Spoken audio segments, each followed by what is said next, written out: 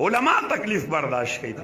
چرته یو خان چا مړ نه که، چودري ونه ویشته، سردار مړ نشه، عالم اودس وکړي، غسل وکړي، پاکې جامې واچوي، ټوله شپه بخاري او ترمذي کتلی، ټوله شپه دا به ویم د دې حدیث دا معنا کوم، فلانکې امام دا معنا کوي، دا ټولې خبرې په دې دماغو کې اخیستي، په پاک بدن دی په ګاډي کې کینی، مدرسې ته روغ نه رسي، کور ته چې راځي ټوټې ټوټې بدن په کفن کې الله ته پروت دی.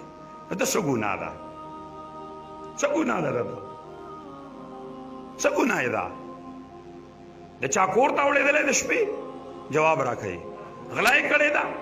څه ګناه وه د شیخ سمیع الحق صاحب نور الله مرقده، شلېدلی بدن، دا ځایم په چاړه والی و، دا م وله والی و، دا ځایم والی، دا خو څوک د خپل د پلار دشمن سره هم نه کوي. شیخ حسن جان صاحب نور الله مرقده روجه په خوله، د روجه ماتې په ټایم کې په سر باندې وویشت. څه ګناه یې وه؟ ولې وویشته؟ اوسه پورې پته ولګېده؟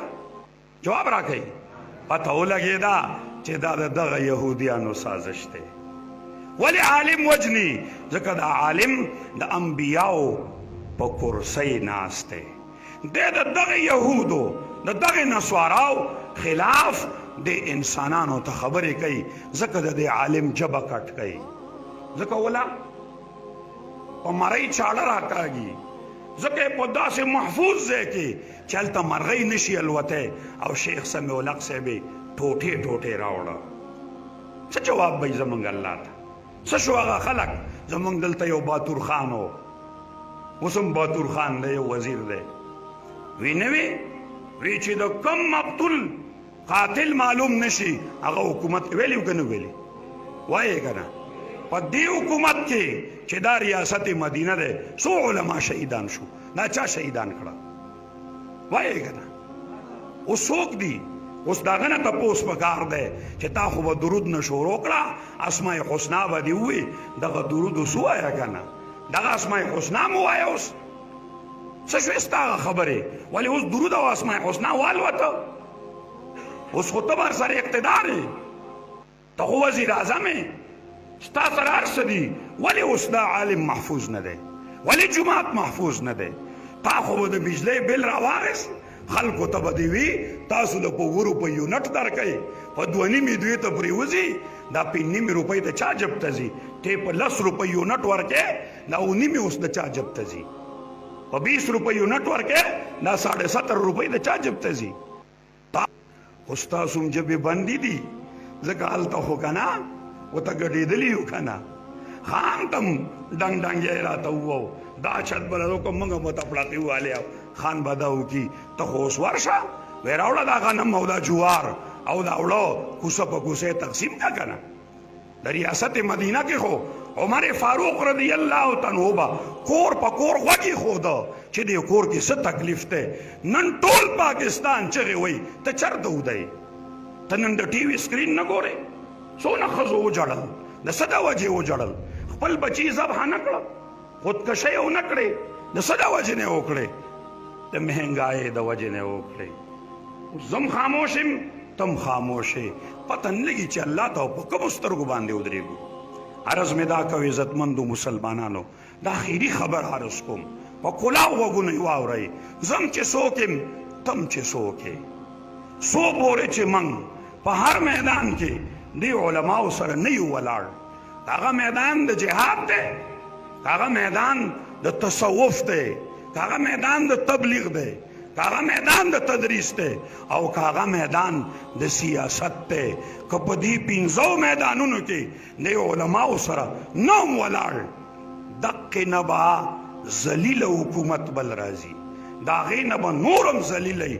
وی تاسو له 500 درکوئ، اوس یې په 100 درکوئ؟ وایې که نه؟ 500 روپۍ ارزانه نه کړه؟ وایې که نه؟ په 300 بورۍ نه درکوئ؟ څو قطارونو ته ولاړ دی؟ په موټر سایکلو دې جګړې ونه کړې؟ په دونه تیلو باندې د یو بل ګریوان ته لاس وانچو. زما استاد هغه پاکې د حیا نه ډکې ښځې د 12,000 روپو دپاره په کوم ځای کې ولاړي؟ وایې که نه؟ دا کور په کور نشوي تقسیمېدی؟ دا دې ته په حیا نشوي میلاوېدی؟ دی ما او تا ته وښودل، خو خدای دې زما او ستاسو د حقیقت سترګه بینا کړي، د حقیقت غوږونه دې خدای زمونږ کولاو کړي، خو دا بیا هم نه کولاوېږي. دا بیا هم هغه ډنګ کوي راته ووو که نه، نو بیا به دې ملا ته کنزل کوو چې دا ملا د چا د څه دی مړه. خان خو بیا هم ښه دی په چوبس کلی شي، ملا خو زمونږ نه اوبه غواړي. خان خو ډېر ښه دی، ډوډۍ خو به چا خوړی شي، ملا له خو به کور ته روټۍ لیږل غواړي. دا یاد لرئ مسلمانانو. زه نه وایم ګورئ، قرآن وګورئ، احادیث وګورئ. کلم چې قوم من حیث المجموع د دې علماو نه لاس اخیستی دی، الله ورته د ضلالت څادر ور په سر کړی. قبرس وګوره، تفصیل کې نظم وخت تیر دی، نیم په یورپ کې دی، نیم په ترکی کې دی. د دې قبرس تاریخ وګوره، دا ولې نیم شو؟ اندلس 800 کاله د مسلمان مملکت کوي، نن په څو مملکتونو تقسیم دی. هلته ولې جومات ته تاله ده؟ هلته ولې مدرسه بنده ده؟ خواجه ابو عبدالله په کومه مدرسه او خانقاه کې درس کوي، 10,000 احادیث ورته یاد دي، 10,000 موریدانې دي. هغې خانقاه ته نن تاله لګېدلې. ولې لګېدلې ده؟ قوم د عالم د لاس نه لاس واغست، آزادو غلامان کړل. الله تبارک و تعالی دې ما او تا ته د صحیح عمل توفیق را نصیبه وګرځوي. که د خپلو بچو چې دا کم دلته ناستي زمونږ کورونو کې دي، دینی تربیت مې ونه کړه، دین مې ورته ونه ښود، قرآن مې ونه ښودو. الله دې نه کي، الله دې نه کي، الله دې نه کي.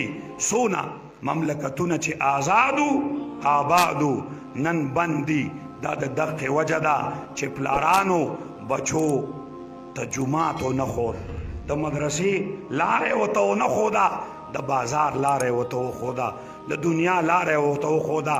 دغه بچي بې دینه غټ شو، د خپل دین نه خبر نه و. څنګه چې زما او ستا بچی نن کالج ته لاړ شي، قادیانی ورته کیني، 2-3 خبرې ورته وکړي، دی په خپل استاذ باندې